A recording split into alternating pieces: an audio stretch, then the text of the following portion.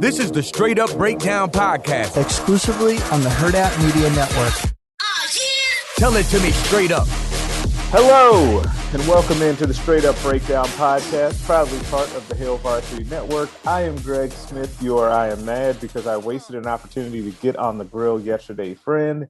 And today I am joined by another special guest, Hail Varsity Radio Show host, Chris Schmidt. Chris, how are you, man? I am good, Greg. And you know what? I punted on grilling yesterday as well. It was 60s. And based on the weather we've had here, man, it felt like 80 because it was sunny and no wind. And I got talked into going for burgers because Junior had practice last night. So I was all ready. I had the grill on. I had it smoking. and she's like, no, we're just going to do burgers tonight. We're going to go get $2 burgers someplace. And I'm like, all right, we can do that, mama. But yeah, got a little Dairy Queen and we were good. So nice. Actually, we ended up doing that yesterday too, which is hilarious. Yeah, it's funny because I feel like whenever the weather, and it's not even, the weather does not even have to get as warm as it got yesterday. The sun just needs to poke out and that place is packed.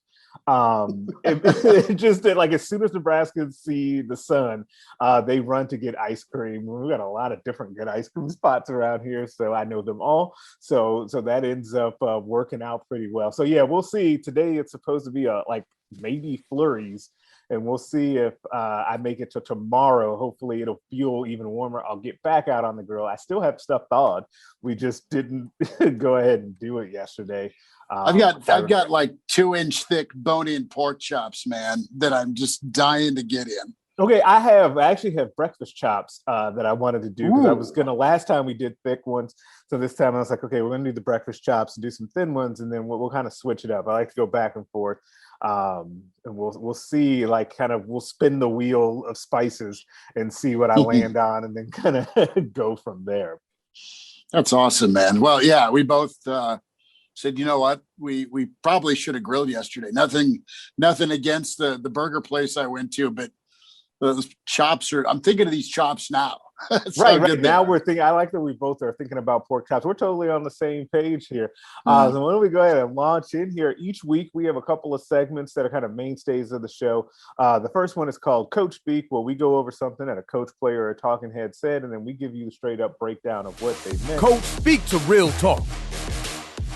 This week comes courtesy of the, presumptive number one pick. I don't think anybody thinks he's doing anything but going number one to Jacksonville, Trevor Lawrence, quarterback from Clemson, who had this to say in a Sports Illustrated piece. He said, quote, "It's hard to explain that because I want people to know that I'm passionate about what I do and it's really important to me, but I don't have this huge chip on my shoulder like everyone's out to get me and I'm trying to prove everyone wrong." And then it was kind of a joint interview with his now wife, Marissa, who also added, he said that I just don't have that. I can't manufacture that. I don't want to. And then his now wife added, there's also more to life than playing football. And I was kind of taken aback by this because you just don't see this. So I want to get your thoughts first, Chris, here. What did he really mean by all of that? Trevor Lawrence is a guy, and think about kind of the culture in Clemson's little bubble, right? What does Clemson have to be disgruntled about? What does Clemson have to be undervalued or undersold about, right? And we've seen it. You have positive or negative energy, emotion you can channel and feed off of, right? So you can want to go out and maul people because you love your teammates and your coaches. And I think that's where Trevor Lawrence is coming from. He's not Tom Brady, which is the ultimate example of us against the world, chip on my shoulder. Absolutely. I'm going to use it because I'm still bitter, but I'm using that bitterness in a positive manner. And it's been great for Brady. I mean, he's still teed off about being picked in the 6th round. He's still teed off probably for getting jerked around horrifically in Michigan. As the starting quarterback. And that's how he's channeled it. We've covered football teams and programs with Nebraska who they use that us against the world. And it can work, and it's motivational, and there's nothing wrong with it, but it is draining at some point, emotionally draining, where everybody's out to get us. You have the 180 here with Trevor Lawrence. Look, man, I can't manufacture being angry about something. I've been a Elite 11 quarterback. I was a high profile recruit. I started as a freshman. I played in 3 national championship games. I took down and slayed Alabama. I'm not going to lie to you and say that I'm angry. I've got a chip on my shoulder. I think he goes at it from I want to crush you as a competitor. I want to throw the football and win. And I don't have a lot to be angry about, but I think he's just got a quiet confidence and he doesn't need to manufacture anything to go try and dismantle your defense. I think that's where he's coming from. And with the lovely Mrs. Sunshine chiming in on, well, football's not that important. You're right. In the grand scheme of things, it isn't to life, but you're going to love the pool and the deck and the Pomeranians or whatever this Right. first round money's going to buy you. So it can rub some wrong. I don't know what his locker room's going to think, but I get where he's coming from. Yeah, and there's a lot there, and I think that it's on one hand, I'm like, hey, man, I totally agree with you that, he's had a great life. And there's really no hiding that. There's no sugarcoating that, because I think he's worked hard too, though. So he's put the work in. Yeah, there's definitely no way to minimize that. He's definitely had to put the work in. You don't just show up and be that good. Even though it's kind of presented that way because he's been thought of as an elite quarterback for so long. Because if you think back to when he was a recruit, he was the number 1 recruit in America. Justin Fields is the number 2. So it's been like that forever, right? For years now. And so then they go to college and Lawrence has all the success in the world. He does basically everything that you would want to accomplish in college and has that go well for him as a guy who then is now going to be the number 1 pick. And so on one hand, I'm like, okay, he really hasn't had to have a reason to have that chip on his shoulder. But on the other hand, I do wonder how this plays for 2 different groups of people. One, I think matters in the grand scheme of things more than the other. One, I'm curious how this plays out with Jaguar fans and how, essentially your now franchise quarterback has told you, I like to play football and it matters to me and I want to win, but I don't really have that deep burning desire. That's how people are going to read it. And I'm curious on how that goes.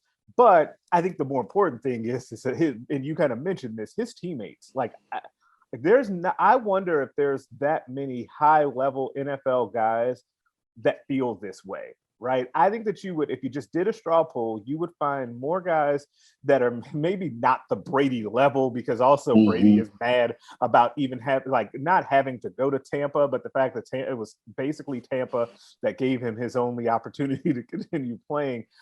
He's mad about that too. So maybe everyone doesn't go to that level, but I think guys are closer to Brady than they are to Lawrence on this. So I'm just curious on how that plays out. Now, ultimately, it doesn't matter if he's good, right? It won't matter then. But I do think that this is kind of an eyebrow-raising quote from him. It is, but better now. And we're 2 weeks from the draft than a weekend or at the draft press conference. It was late. You say this then, that would have been something. Yeah. Yeah. Listen, he's going to Jayville. He's teaming up with Urban Meyer. He's intrinsically motivated. That's my explanation. If I'm him, and there's a follow-up about, oh, you don't have a chip on your shoulder, huh? How much of a dog are you going to be? Well, I think he's shown throughout his career, just because of the ranking and the production, that whatever he does and uses to wind his clock has worked just fine. And ultimately it's going to be about performance to win that locker room over. It's going to be about, and Lawrence is the same type of guy to me that doesn't look to be a guy that'll skip workouts or want special treatment. Right. I think he's one of the dudes. So I think he'll first and foremost get in there and earn his respect with his play and his actions. And then from a vocal standpoint, I think that will come. And he's honest. And I think that's one kernel you can take with you with this sit down, this SI, this article. I wouldn't panic about it. And you got that guy as your quarterback. And there are worse things, and Jayville fans have seen worse things throwing the football there, post AFC title run, AFC championship game run. So I'm not as wowed by this. I think there's a lot of guys who feel like Trevor Lawrence. And to your point, there's a lot of dudes who they need to remember that slight. And it's always that fuse that's lit, and good for them because it's helped them excel. There's always got to be an off switch. And I think Trevor is coming at it from, well, this is how I turn the light switch on. I don't need to make up something. Yeah, and I also think that there is something to be said. And I think that in a way he should be applauded for a couple of things, for the honesty. Because what do we as people who are in this business, who talk to athletes, who talk to coaches and everything and interview them, what's the one thing that you always want is you want that honesty. So I'm some authenticity, right? Be authentic and be you, right? And so I don't want it to be that like I'm crushing him for being honest. I'm raising the questions that I think are going to come up, but I also think that I would prefer him to give us his honest truth, and these are his honest feelings on it, because I think that I think it's good to remember that all of these athletes are different and unique, and they all have their own different motivations. And I do feel like we hear more about and we romanticize more the Bradys and the Kobes and the Jordans of the world. We do documentaries on that, right? Mm-hmm. But we don't necessarily say, well, there was that guy that was kind of the quiet storm over there and just found a way to keep that fire lit internally and had a great career doing X, Y, and Z. I do think that we tend to overlook that guy. But that motivation is important as well. And it is nice sometimes to be able to see that there's multiple ways to go at this thing. Right. There's more than one way to be great. You can be Brady, you can be Trevor Lawrence, because it worked for him in college, clearly. Right. And then he can be MJ, where, someone sneezed on you and right. You took offense. I took that personally, right? I mean, right. The whole thing. Yeah.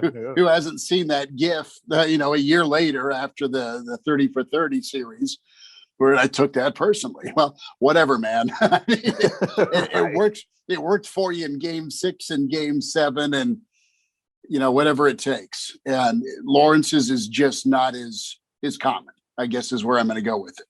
Yeah, absolutely. And speaking of things that are not common, you and I and several others, I think 4,000 of our closest friends, got to see a Husker open practice this weekend. As I think, and you correct me if I'm wrong here, to me, this is, I think, the first time that we've had like an open practice where fans can also attend. In the time that I've been covering Nebraska football, I've covered now 3 different coaching staffs. And I can't remember this ever happening. Let that sink in, Greg.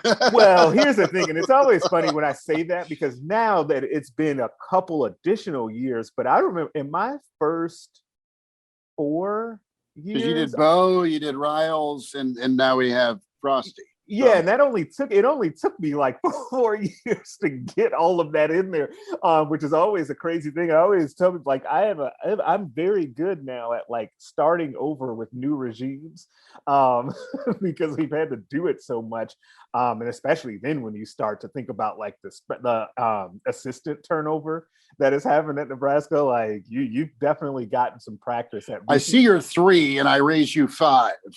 Yeah, so like, okay, so did you have in the other times, were there other open practices that you can remember? Let's break that down. Riley had us out.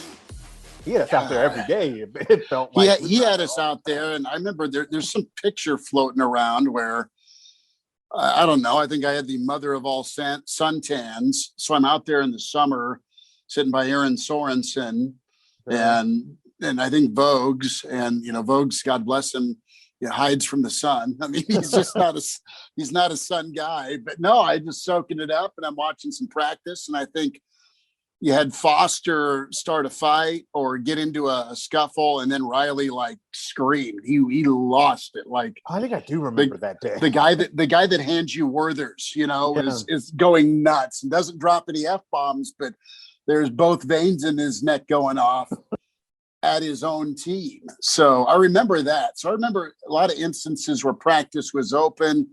mainly with Coach Bo, just the post practice stuff.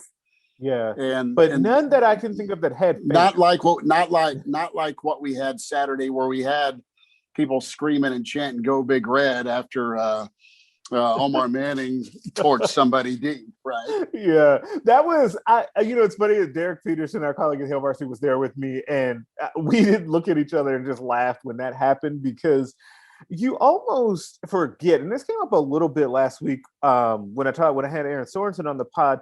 There are little things in this last year that you almost forget that happen with sports, and when they happen, they're really cool. Those random "Go Big Red" chants when something random happened during practice, it was really nice to see that. Like, that was actually one of my kind of takeaways, and it wasn't necessarily anything to do with the team. It was just that it was just nice to be kind of back in that atmosphere. It was nice to drive up to the parking lot and see fans walking in at Memorial Stadium. It was just kind of cool to see that. It was nice to be normal again. That's it. Between the fans, the parking garage, the line of fans waiting and then getting into the stadium, and the "Go Big Red" chants, the oohs and ahs after a highlight was made, because we saw several highlights during a practice. No, it felt really good, and we were all bundled up in the north end zone, and the wind is very real if you're a quarterback trying to chuck the football laterally or vertically. It's just something. It's imagine the last time you went out golfing and you're in that gale force spring Nebraska wind trying to hit an approach shot. Well, you need to club up, right? Well, it's no different than a quarterback chucking the football in different parts of the stadium. It was great. It was great. It was fun. I was walking out of the stadium, and your old partner, Jay Foreman's there. Jay's working on the staff now, and said what's up to him. And, Nebraska fans, my age, your age, younger, are rolling up to Jay wanting a picture as he's leaving, right. So it felt normal. Oh, look, there's a 3-time national champion. Picture. Can you pause, sir? So no, back to your point about normalcy.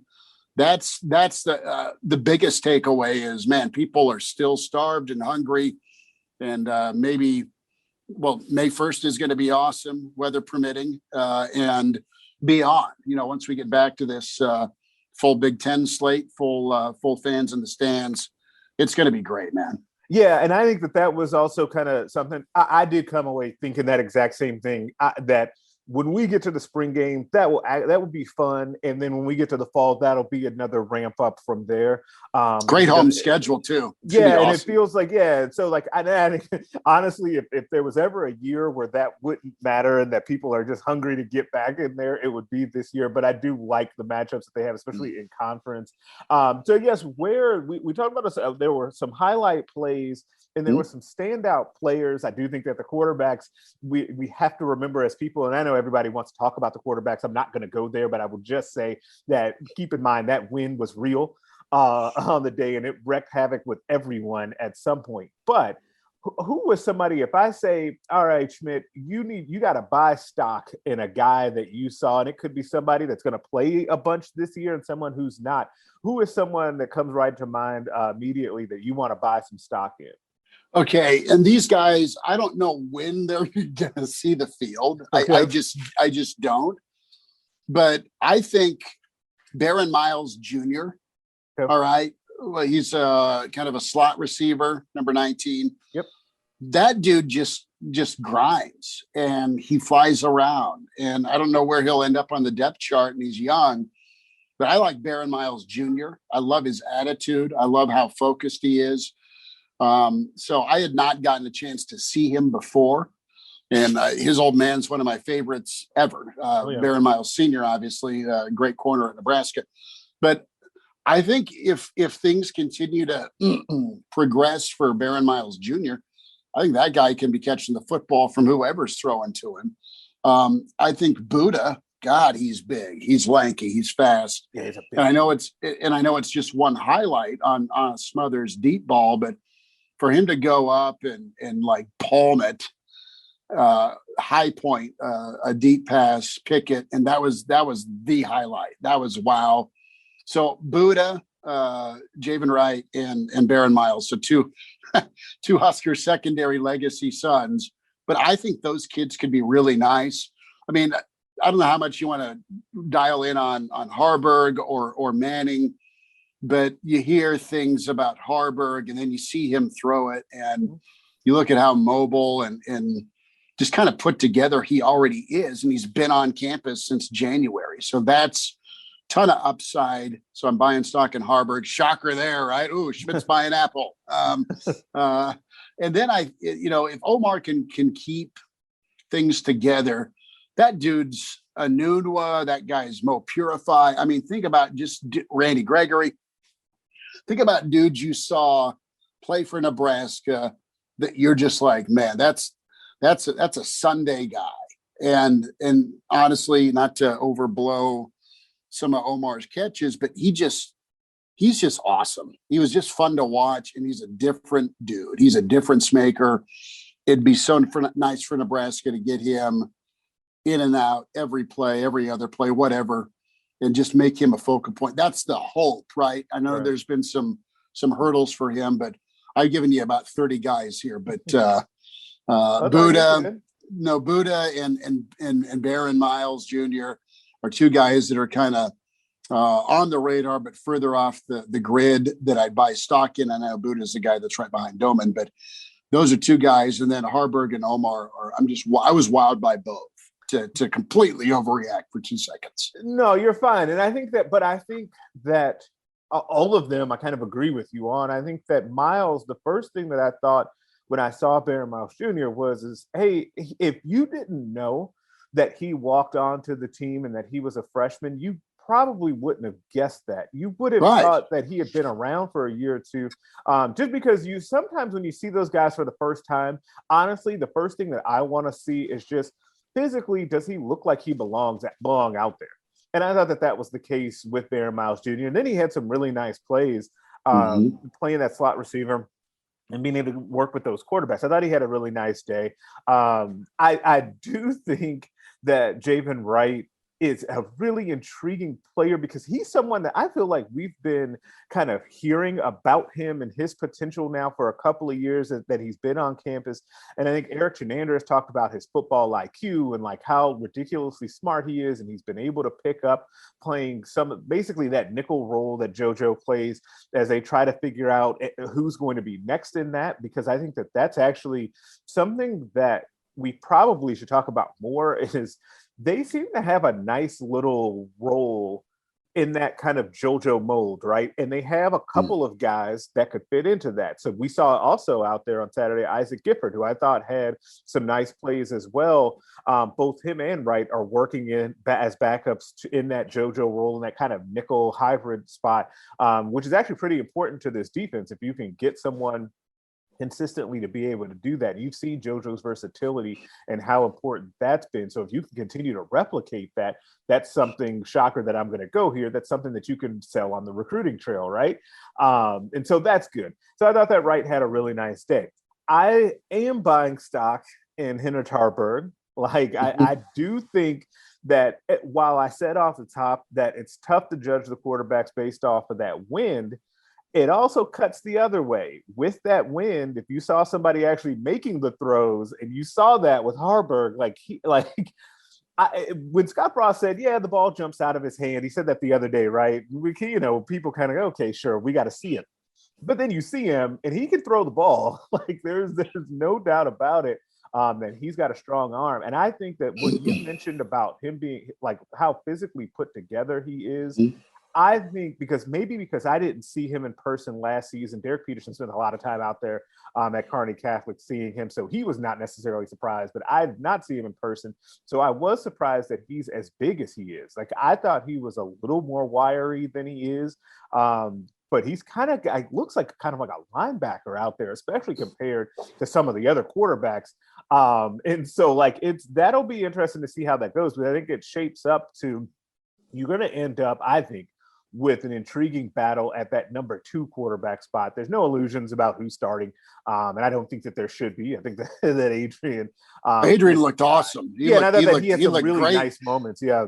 he looked graceful. I mean, he looked smooth and fluid, and God, he looked fast. He looked He did look fast, faster than previously, yes. And the thing that I kind of noticed too about Adrian, and I noticed this about Austin Allen as well, is some of your older leaders on the team did a really nice job, and it was nice to see them kind of taking young guys under their wing, kind of giving guys pointers. Adrian telling wide receivers, where they should have been. Austin Allen doing the same thing with some of the tight ends and stuff. Like I always like to see those little things that it wasn't a highlight play, but it's always a nice takeaway for me to see. And then I guess I have to talk about Booby. I got to talk about Omar Manning because we can't do one of these reaction deals about practice without it.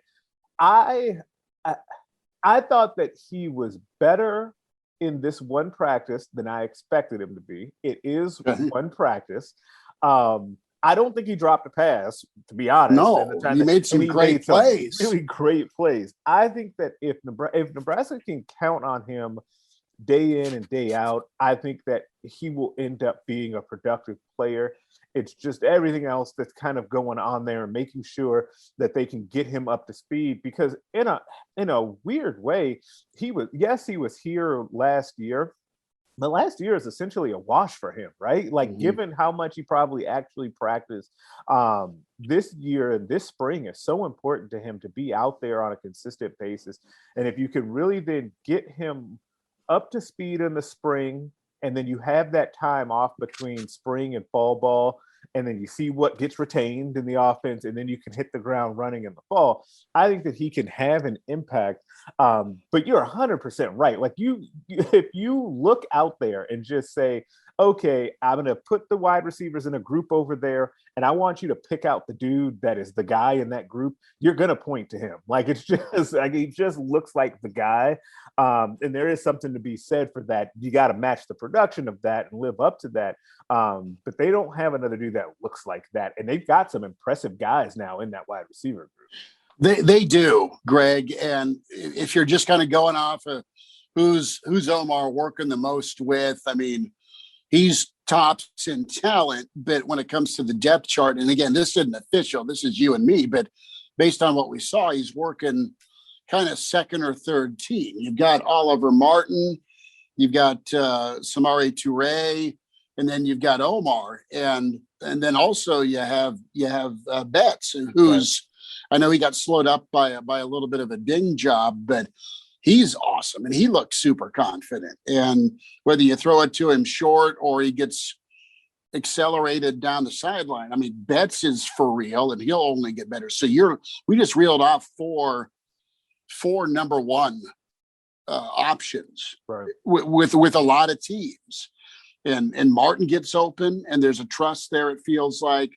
And the consistency from Omar is there on the field. He'll make any and every play you throw at him, but can he stay on the field's a question. And then Toure, he looks like a nice target up the seam and in the slot. And then with Betts, I mean, I think he's so talented, and he's so smooth, man. He'll catch. Smooth is the best word for it. Right. Man. They'll run some short scissor routes, or he'll run a hitch, or it'll be just kind of a little quick sluggo and bang. He'll catch it in stride, and you can see him go sixth gear. Even when they tag off on him, he is able, and this is just a couple instances in practice, but he'll split the corner and safety and just fly. So they have dudes there to catch the football, and 3 out of the 4 you feel really good about being able to catch the football on Saturdays, Omar being the 4th. And it's just a matter of him staying patient and hungry and healthy. And I think Nebraska's, to their credit, has really done a great job sticking with him and trying to get him up to speed. Yeah, absolutely. And I think that's and it's funny, what you mentioned there is actually kind of my I guess final takeaway for now is that I came away from that practice thinking, okay, Nebraska has like dudes is maybe too strong, but like they just have a lot of guys that I'm like, okay, if that guy puts it together and that guy puts it together, oh wait, they've actually got some depth at, say, defensive line. They've got depth at inside linebacker. That secondary, which I really like. I'm very high on that secondary. Yes. It can be, pretty dang good. Like, I think that was something to me that if you start to think about year 4, heading into year 4 versus year 1 of Frost, I feel like across the board, the athletic profile and the depth have really improved on this team. And I think that is just one piece of the puzzle. And we've seen that over the course of the last 3 years and 3 seasons here. And you've got to be able to be disciplined, and you've got to be able to put it all together. But I think that they're giving themselves a shot by the amount of depth that they have, particularly in the secondary, the inside linebacker, which had been a weakness at the beginning of this tenure, and then the lines of scrimmage, I think, have improved as well. I just think that I think that that's really all, to me, you really want to come away from a practice like that thinking that's, I think, the best case scenario. You're not going to come away from something like that going, oh yeah, here they go, they're going to put some money to win the national championship. I think you just want to see that it's going to be improved and that they've given themselves a shot with the amount of depth that they have on this team.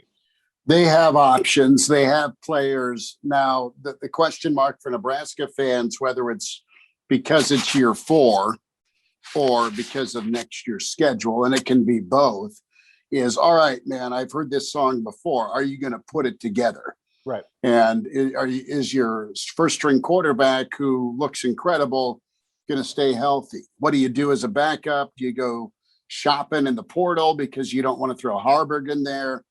You're still going to give time for Smothers to develop because that's only fair. I mean, you can't expect a guy like Smothers or most kids in, post-COVID to be ready-made to be a quarterback in the Big Ten. I mean, that doesn't happen all the time. You need development. Offensive line-wise, Greg, I mean, we didn't get to see a lot of. Yeah, it was tough on offensive, defensive line. It was tough to be able to see what was really happening based on where we were at the stadium.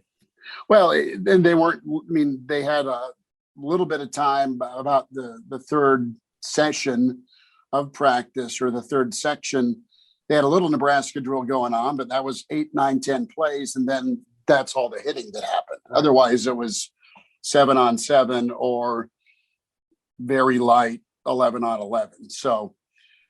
I'm not going to go one way or the other take-wise on the offensive and defensive line, other than we know who's been working, and they're still open at that left and right guard spot. I mean, the rotations were there. So now my main takeaway is Nebraska looked better throwing deep again. That was my favorite part of practice, is when you got a corner on a wide out and you got a quarterback going down the sideline, and the 50-50 drill was fun.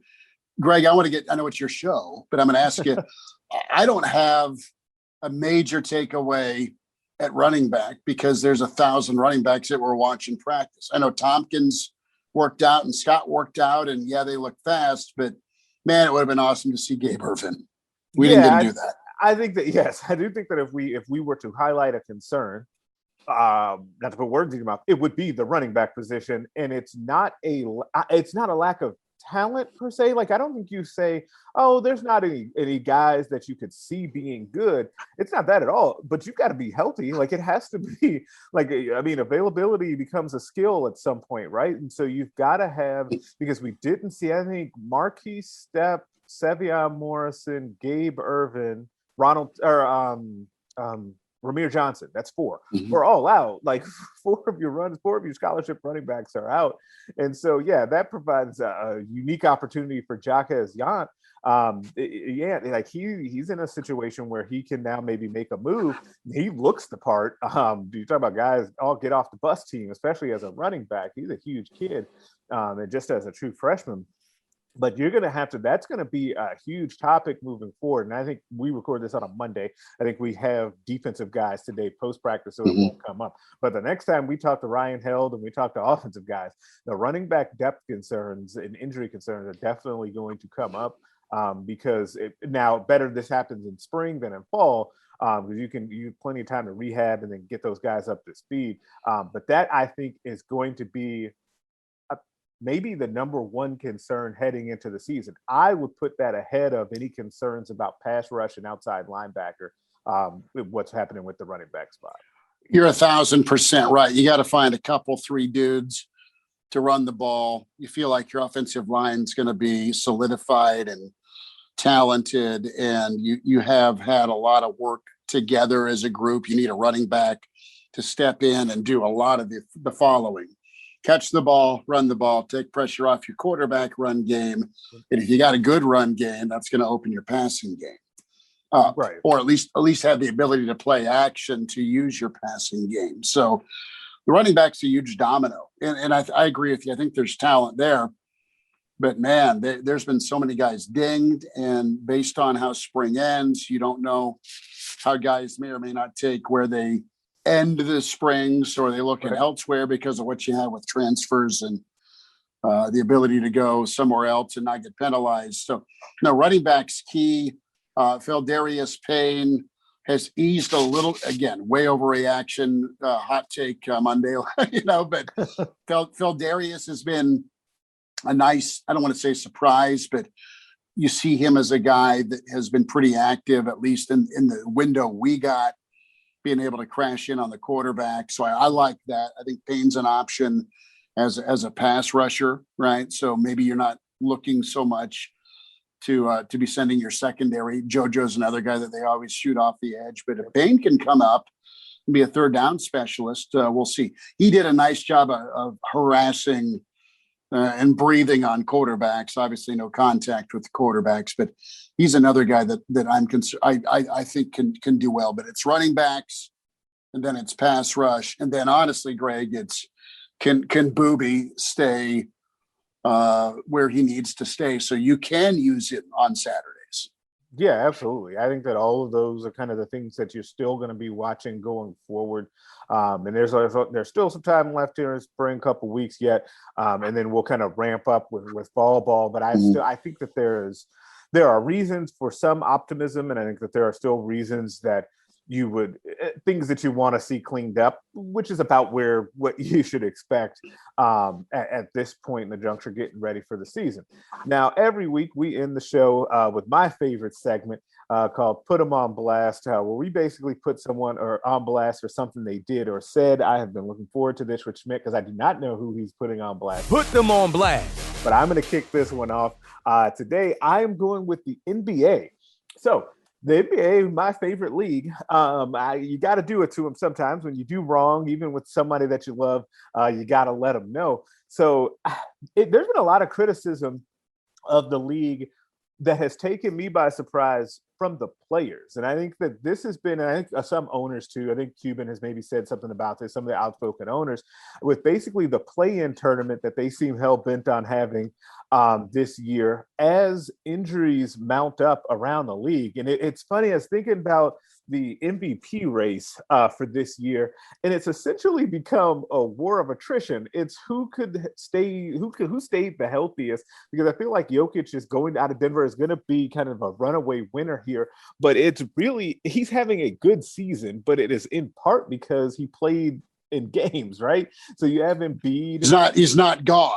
Yeah, and so you have Embiid, who missed, I think, 10 or so games for various reasons. Obviously, LeBron was leading it and then got hurt and has been out for a while. Dame Lillard took his turn and then he's been out. And so you've just seen this kind of war of attrition there with that. And so that you've seen it play out. But now what's happening after teams have been really vocal about this play-in tournament and then the injuries are piling up, you're seeing even more teams now just sit guys out, right? Was it the other night where Utah, I think after they had their scare, Donovan Mitchell, who's going to miss some time, they sat like Rudy Gobert and a couple of other guys. They just said, hey, this is like, they just flat out said, this is injury prevention. We're going to do this. And you're going to see it all over the league. I forget offhand the Spurs it was that actually got fined $25,000 yesterday for sitting guys.